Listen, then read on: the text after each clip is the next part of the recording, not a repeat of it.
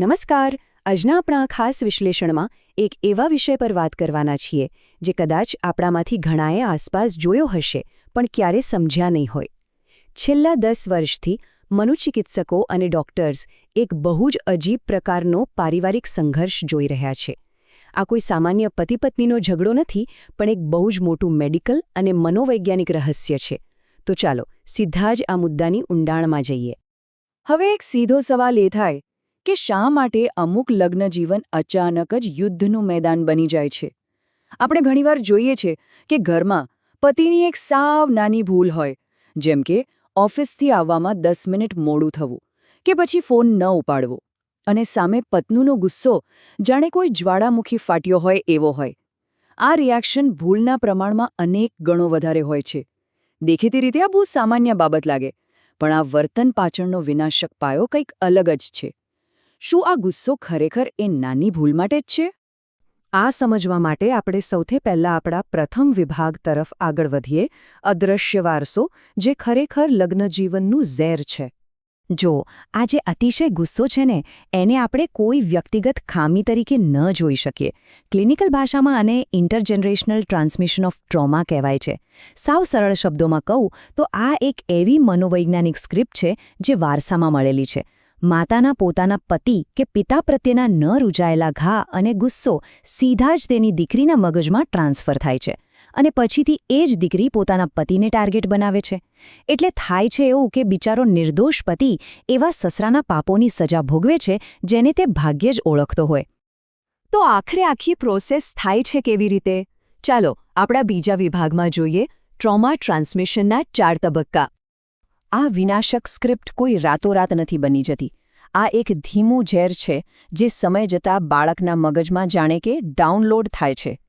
Clinically આ આખી પ્રોસેસના 4 સ્પષ્ટ તબક્કા છે. પહેલું બ્રેન વોશિંગ, બીજું પ્રોજેક્ટિવ આઇડેન્ટિફિકેશન, ત્રીજું ટ્રિગર અને છેલ્લું સેલ્ફ ફુલફિલિંગ પ્રોફેસી. માતાનો ભૂતકાળનો આઘાત દીકરીનું ભવિષ્ય કઈ રીતે બને છે તે સમજવા આ 4 તબક્કાને સ્ટેપ બાય સ્ટેપ સમજીએ. સૌથી પહેલો તબક્કો છે બ્રેન વોશિંગ. વિચારો કે 0 થી 7 વર્ષના બાળકના મગજમાં કોઈ લોજિક કે તર્ક હોતો જ નથી. એના માટે તો એની માતા જ એની આખી દુનિયા છે.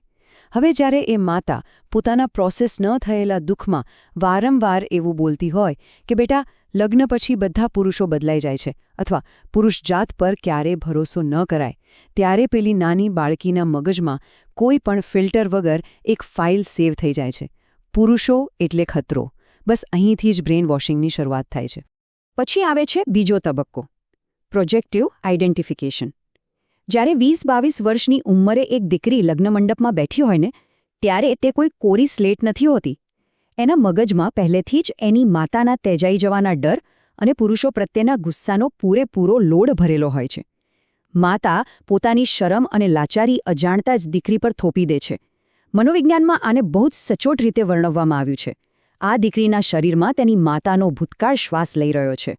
અને અહીંથી શરૂ થાય છે ત્રીજો અને ચોથો તબક્કો. આ સૌથી ખતરનાક ભાગ છે. લગ્ન થતાં જ આ વર્ષો જૂની સ્ક્રિપ્ટ એક્ટિવેટ થઈ જાય છે. પતિની કોઈ સામાન્ય ભૂલ, જેમ કે ઘરે મોડા આવવું, એ કોઈ આજનો ગુનો નથી લાગતો, પણ એ સીધો 1990 કે 1995ના કોઈ આઘાતને ટ્રિગર કરે છે. પત્નીનું મગજ તરત કહે છે, જોયું, મારી મમ્મી સાચી જ કહેતી હતી. એ શંકા કરે છે, અબોલા લે છે, અને અંતે પતિ કંટાળીને ગુસ્સે થાય છે. આખી પરિસ્થિતિ એક સેલ્ફ ફુલફિલિંગ પ્રોફેસી બની જાય છે, જ્યાં અજાણતા જ એક પ્રેમાળ પતિને દુશ્મન બનાવી દેવાય છે, માત્ર એ સાબિત કરવા કે માતા સાચી હતી. હવે પ્રશ્ન એ થાય કે આ બધું માત્ર સામાજિક છે કે મગજમાં પણ કંઈક બદલાવ આવે છે? ચાલો વિભાગ 3માં મનોવિજ્ઞાન અને બ્રેન સાયન્સ પર નજર કરીએ. મનોવિજ્ઞાનમાં પિતાના પ્રેમથી વંચિત રહેલી દીકરીઓ માટે ફાધર હંગરની 2 અલગ અલગ પેટર્ન હોય છે. પહેલી પેટર્નમાં દીકરી હંમેશા એક આદર્શ પુરુષ શોધે છે અને તેને ગુમાવવાના ડરથી એને ખૂબ જ વળગી રહે છે. પણ આજના આપણા વિશ્લેષણનો મુખ્ય મુદ્દો પેટર્ન 2 છે, ફાધર હેટ. અહીં દીકરી દરેક પુરુષને દુશ્મનની નજરે જુએ છે. એ લગ્નમાં પ્રવેશે ત્યારે જ જાણે એક યુદ્ધની તૈયારી સાથે આવે છે, કારણ કે એને પહેલેથી જ વિશ્વાસઘાતની અપેક્ષા હોય છે. એનો બચાવ જ એનો હુમલો બની જાય છે. આની પાછળ બાયોલોજિકલ પુરાવાઓ ખરેખર ચોંકાવનારા છે. મગજની આખી સિસ્ટમ કેવી રીતે કામ કરે છે તે જુઓ. પહેલું છે મિરર ન્યુરોન્સ.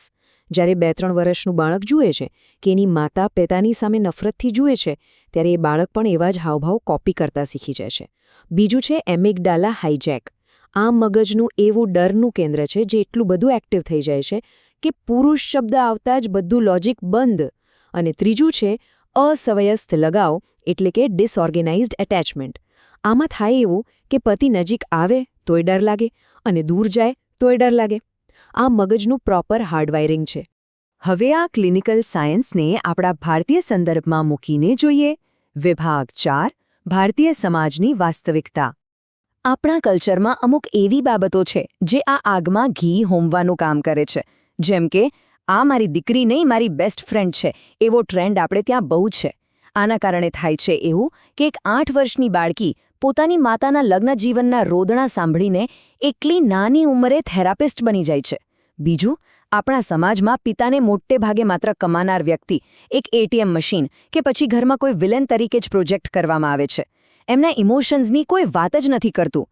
અને સૌથી મોટો પ્રોબ્લેમ, દીકરીને એવું જ શીખવાડાય છે કે બેટા, લગ્ન એટલે તો બાંધછોડ અને સમાધાન કરવા પડે. આનાથી એ પહેલેથી જ ઢાલ તલવાર લઈને સાસરે જાય છે. તો હવે સવાલ એ છે કે આ બધામાંથી બહાર કઈ રીતે આવવું? વિભાગ 5 આ ચક્રને કેવી રીતે તોડવું? પેઢી દર પેઢી ચાલતા આ સાયકલને તોડવું બિલકુલ શક્ય છે. સૌથી પહેલાં તો માતાઓ માટે એક ખૂબ જ કડક બાઉન્ડ્રી જરૂરી છે. તમારો ભૂતકાળનો ગુસ્સો અને દુઃખ કોઈ પ્રોફેશનલ થેરાપિસ્ટ પાસે કાઢો, તમારી નાની બાળકી પાસે નહીં.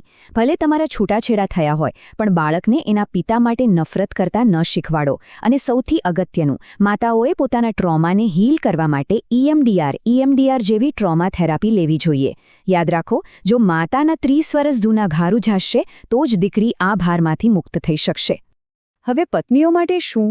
જો જ્યારે પણ તમને અતિશય ગુસ્સો આવે ને, ત્યારે એક ક્ષણ માટે રોકાઈને પોતાને પૂછો, આ ગુસ્સો મારા આજના પતિ પર છે કે પછી ભૂતકાળના મારા પિતા પર છે? તમારા પતિને પિતાના સ્થાને ઊભા રાખવાનું બંધ કરવું પડશે. આ માટે એક બહુ જ મસ્ત ટૂલ છે જેને જીનોગ્રામ કહેવાય. એક કાગળ પર તમારી માતા, તમારી નાની અને તમારા પોતાના સંબંધોનો એક નકશો બનાવો. એ જોશો એટલે એકદમ ક્લિયર થઈ જશે કે આ જે નફરત છે ને, એ ખરેખર તમારી પોતાની છે જ નહીં, એ તો તમને વારસામાં મળેલી છે. અને પતિઓ માટે પણ અહીં સ્પષ્ટ વાત છે. જો તમારી પત્ની ક્યારેક અકારણ ગુસ્સે થાય અથવા નફરત કરે તો પ્લીઝ એને પર્સનલ એટેક ન માનો. તમારે સમજવું પડશે કે આ તમારા પર હુમલો નથી. આ 30 વર્ષ જૂના કોઈ યુદ્ધનો માત્ર રિપ્લે ચાલી રહ્યો છે.